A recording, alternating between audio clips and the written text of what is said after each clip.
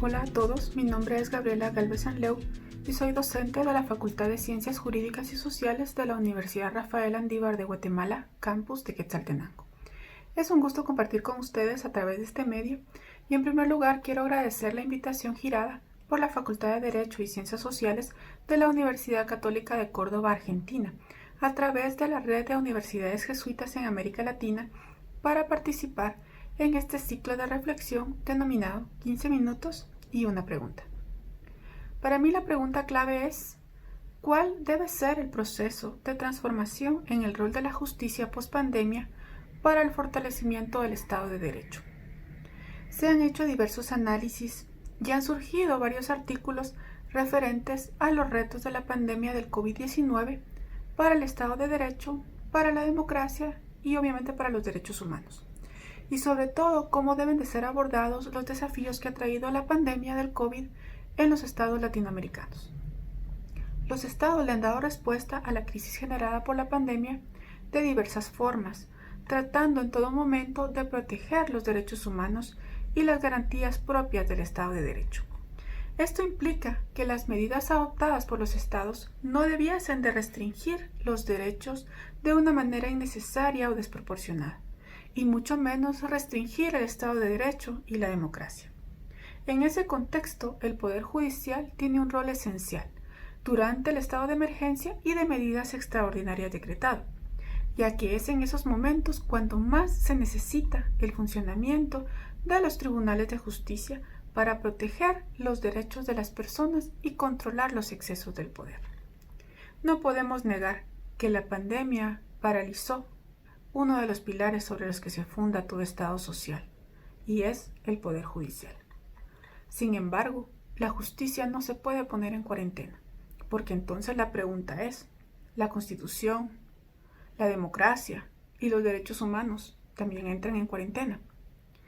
Es por ello que los tribunales de justicia deben reinventarse para permitir que, con respeto a las medidas de distanciamiento social y de aislamiento, se pueda seguir cumpliendo con sus funciones de una manera continua e ininterrumpida. Nadie duda que la pandemia provocada por el COVID-19 tomó por sorpresa a la gran mayoría de países latinoamericanos. Pero lo cierto es que la resistencia que habían ofrecido estos países a esa necesaria transformación hacia la digitalización de la justicia les obligó a tomar medidas de forma tardía. ¿Qué es lo que ha pasado con el sector justicia en Latinoamérica? Y específicamente en el caso de Guatemala. Desde el día 17 de marzo del presente año, a través de lo que se conocen como las disposiciones emitidas por la Presidencia de la Corte Suprema de Justicia, se suspendieron labores ordinarias de los tribunales, existiendo únicamente la prestación de servicios, dependiendo de la materia, en roles de turnos, priorizando obviamente con exclusividad la materia constitucional y todos aquellos casos que cada una de las judicaturas determinara como urgentes. Es en esa misma disposición en la cual se estableció la suspensión de todo tipo de plazos o de términos judiciales otorgados para el juez o para las partes. Plazos que a la fecha se están levantando la suspensión de forma paulatina. Es decir, que 6 meses después, en algunos casos, los plazos aún se encontraban suspendidos. Esta suspensión pues tiene su grado de razón, toda vez que el transporte colectivo también fue suspendido y a la fecha se está incorporando de una forma paulatina, y por lo tanto el acudir a un tribunal de justicia pues se torna muy difícil. Sin embargo, lo anterior trae consecuencias muy graves en el acceso a la justicia. Es importante, claro, la protección de la salud del personal judicial, así como de los usuarios del sistema jurídico. Pero el cierre parcial de tribunales y la suspensión de plazos puede dejar en estado de indefensión a algunos sectores de la población. Y podemos mencionar inclusive que a los sectores más vulnerables. A guisa de ejemplo, despidos injustificados de trabajadores sin el pago de las prestaciones que la ley prevé, e inclusive incumplimiento en el pago de pensiones alimenticias que garantizan derechos de menores. Ello sin tomar en consideración todos los conflictos que en el ámbito civil, mercantil o tributario pueden darse, ya sea por incumplimiento de contratos, por medidas cautelares o por cualquier otro derecho que sea necesario proteger. y mejor ni hablar del ámbito del derecho penal y todos aquellos derechos que pueden ser vulnerados para los sectores que están judicializados. Esta medida ha impactado incluso a los tribunales internacionales. Así, por ejemplo, la Corte Interamericana de Derechos Humanos, seguramente en virtud de los obstáculos que provocó la pandemia para las víctimas y en beneficio de ellas, decidió suspender los plazos procesales, excepto en algunos asuntos de inmediata gravedad y urgencia, como son las medidas provisionales, a partir también del 17 de marzo del presente año, habiéndose autorizado además algunos prórrogas de dicha suspensión. Es por ello que el reto de la justicia en un ambiente post-COVID es propugnar por su modernización, propugnar por la modernización en su funcionamiento, puesto que no en todos los casos realmente es necesario acudir de forma personal ante un tribunal de justicia. En pleno siglo XXI debiéramos de poder presentar una demanda de forma virtual y de esa forma esperar la resolución y la notificación. En pleno siglo XXI debiéramos de poder celebrar audiencias a través de plataformas digitales que brinden certeza y seguridad jurídica a cada una de las partes procesales. Pero son aspectos que debieron de haber ya estado en funcionamiento y que no después de 6 meses de una suspensión parcial de labores sea un logro de una administración el haber emitido un acuerdo en el que se autoriza a determinados tribunales en celebrar audiencias virtuales. Dentro de este proceso también es importante establecer los cambios que tendremos que hacer los bufetes de abogados, ya que evidentemente se tendrá que modificar la forma de trabajo, optando y viabilizando por un teletrabajo.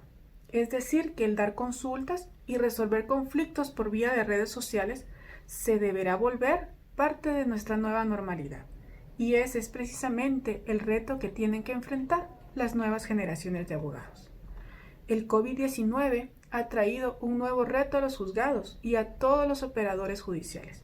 Es por ello que la nueva normalidad debe traer consigo además por lo menos los siguientes cambios. Hablemos de teleaudiencias.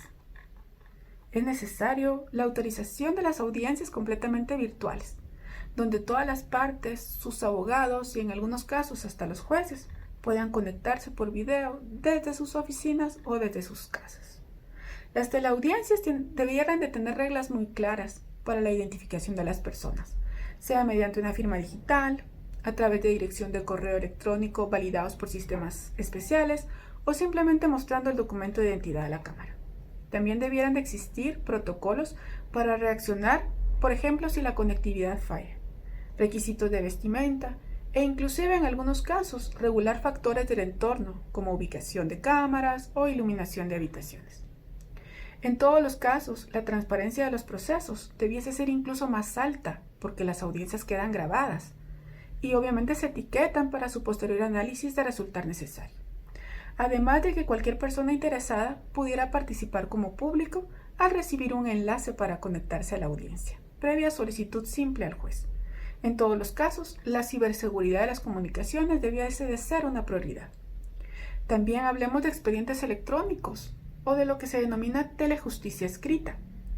Es importante difundir el uso de los expedientes electrónicos, el uso de la firma digital para jueces, la posibilidad de presentar documentos firmados digitalmente por las partes sin necesidad de presentar su soporte en papel. La pandemia debe de dar un impulso importante a la necesidad de redoblar los esfuerzos para la transformación digital en las cortes, en particular al uso de expedientes judiciales electrónicos y a las audiencias orales virtuales en juicio.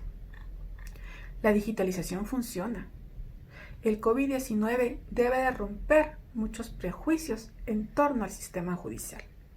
Por lo pronto, y tras haber podido constatar en algunos países la viabilidad de celebrar juicios en línea, audiencias públicas y declaraciones por videoconferencia, acompañadas de gestión procesal remota, nos debiéramos preguntar si todavía tiene sentido estar presentes todos en un mismo lugar para resolver los problemas. No podemos cerrar los ojos a la realidad. La evolución de la sociedad hacia la digitalización implica que el derecho fundamental de acceder a la justicia debe de evolucionar también. Esto con el objeto de eliminar barreras físicas e inclusive temporales. Porque hoy la auténtica limitación no es el acceso a los medios en línea. Estos están tan popularizados en todos los órdenes gracias a la tecnología móvil y a las apps, sino que realmente es la inexistencia de dicho acceso, obligando a los ciudadanos a costosos desplazamientos y a largas esperas en despachos y dependencias judiciales. Pero mientras ello sucede, es urgente la apertura del sistema judicial, guardando obviamente el distanciamiento social y cumpliendo con las medidas necesarias a efecto de mitigar los riesgos sanitarios. Adicional a que se deben de buscar medidas inmediatas también para ayudar a los juzgados a reducir la carga pendiente de trabajo y a afrontar mejor la avalancha de nuevos casos que se prevé tras la desescalada. Por lo que hay que ver esta crisis como una oportunidad de superar las adversidades, y estas en el ámbito judicial van ligadas a la urgencia en la modernización de sus servicios. Pero este reto no es únicamente para los abogados titulados. Este reto no es únicamente para los operadores judiciales, ni tampoco para las Cortes Supremas de los países. Este reto va sobre todos y cada uno de esos estudiantes de Derecho de todas las universidades de Latinoamérica, porque ellos son el futuro de la abogacía, porque ellos deben de propugnar por la modernización del sistema judicial y sobre todo por propugnar el funcionamiento de los tribunales de justicia en tiempos extraordinarios de pandemia. Bueno, muchas gracias a todos por permitirme compartir con ustedes esta reflexión y me despido enviándoles un fuerte abrazo desde Ciudad de Guatemala. Buenas tardes.